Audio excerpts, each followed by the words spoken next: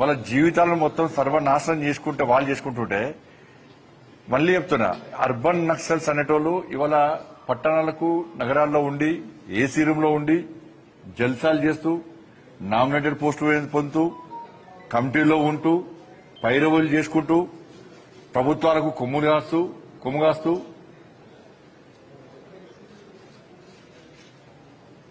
వాళ్ళ దాన్ని మీరు ఒకవైపు ఏమంటారు, రాజ్యాంగాన్ని కాపాడాలని చెప్పి ఆందోళన చేస్తారు.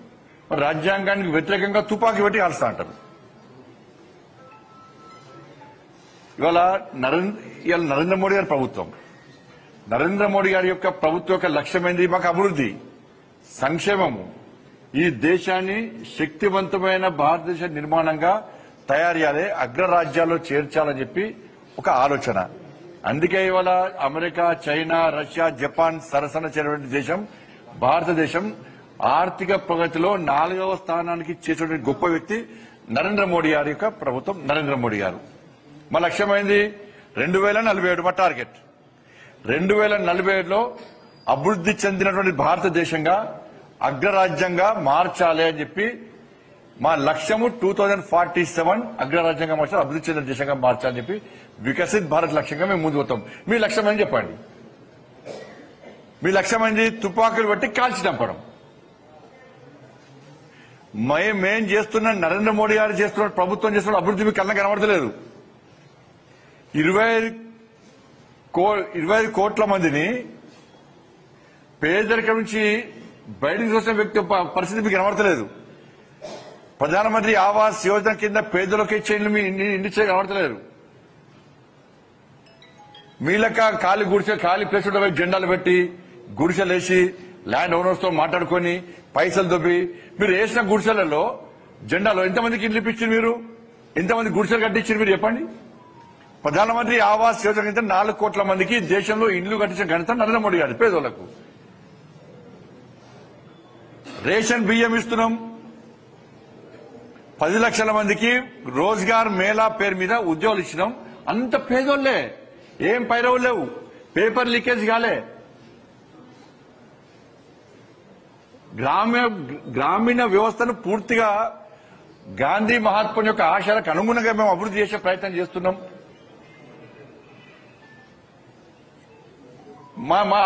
మా సిద్ధాంతం ఏంది? మా దీన్ దయాళ్ ఉపాధ్యాయ అని చెప్పి మాకు చిట్ట చివరి వ్యక్తికి సంక్షేమ ఫలాలు అందాలని చెప్పి అంత్యోదయ సిద్ధాంతమే ముందు పోతారు మేము. మరి మీ సిద్ధాంతం ఏంది? పేదల కోసం ప్రశ్నిస్తాం, పేదల కోసం పోరాటం చేస్తామని చెప్పి మీరు అన్నారు. మరి మేం చేసిన అభివృద్ధి కనబడతలేదు, నరేంద్ర మోడీ చేసిన అభివృద్ధి కనబడతలేదు.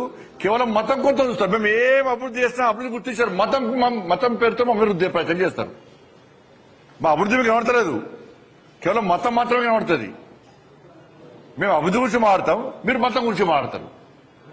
మళ్ళా మేము మతం గురించి మాడితే మతతత్వవాదులు అంటారు.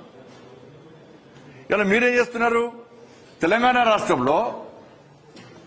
రాష్ట్రంలో కాంగ్రెస్ పార్టీ రేవంత్ రెడ్డి గారు 6 హామీలు ఇచ్చారు. 6 గ్యారంటీలు 100 రోజులు అమలు చేస్తున్నారు. 2500 రూపాయలు ఇచ్చిండ్రా? మరి మీరు ఎందుకు సమర్థిస్తున్నారు? ఆ ప్రభుత్వంలో ఎందుకు భాగస్వామ్యమయ్యారు మీరు? 4000 రూపాయలు ఆసరా పెన్షన్ ఇస్తున్నారు, ఇచ్చిండా? ఇయ్యలేదు. మరి ఎందుకు ఈ ప్రభుత్వంలో భాగస్వామ్యమయ్యారు మీరు? భూములు ఇచ్చిండా? ఉద్యోగాలు ఇచ్చిండా? నిరుద్యోగ వృత్తి ఇచ్చిండా? ఏమిచ్చిండు? రైతులకు రైతు భరోసా ఇచ్చిండా? రైతులకు 12,000 రూపాయలు ఇచ్చిరా? మరి ఎందుకు మీరు భాగస్వామ్యమయ్యారు? నామినేటెడ్ పోస్టులు ఎందుకు తీసుకుంటున్నారు? కమిటీల్లో ఎందుకుంటున్నారు? మీకు ఏమి నచ్చింది? మీకు దానిలో నచ్చింది ఏంది? మీకు కాంగ్రెస్ పార్టీ పాలనలో మీకు నచ్చింది ఏంది? ఎందుకు భాగస్వామ్యమయ్యారు? మీరు భాగస్వామ్యం అవుతారు, జల్సాలు చేస్తారు, నగరాల్లో, పట్టణాల్లో కుటుంబ సభ్యులతో ఉంటారు, పైరవులు చేస్తారు, పోస్టులు పొందుతారు. కానీ జంగల్లో వాళ్ళకి కనీసం తుపాకీ పట్టుకుంటే ఆనందం ఉండదు. ఎప్పుడు టెన్షన్ లైఫ్ ఇవ్వాలి.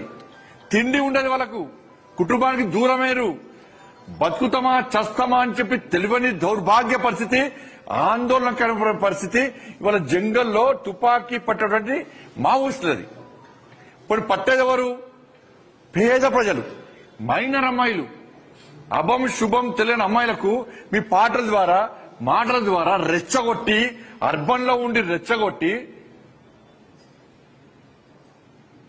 వాళ్ళ చేతికి తుపాకులు ఇచ్చి, చిన్నపిల్లల చేతికి తుపాకులు ఇచ్చి కాల్చుమంటే ఏం సిద్ధాంతం మీది? ఏం సిద్ధాంతం మీది? ఎవరిని కాల్చుకుంటున్నారు మీరు?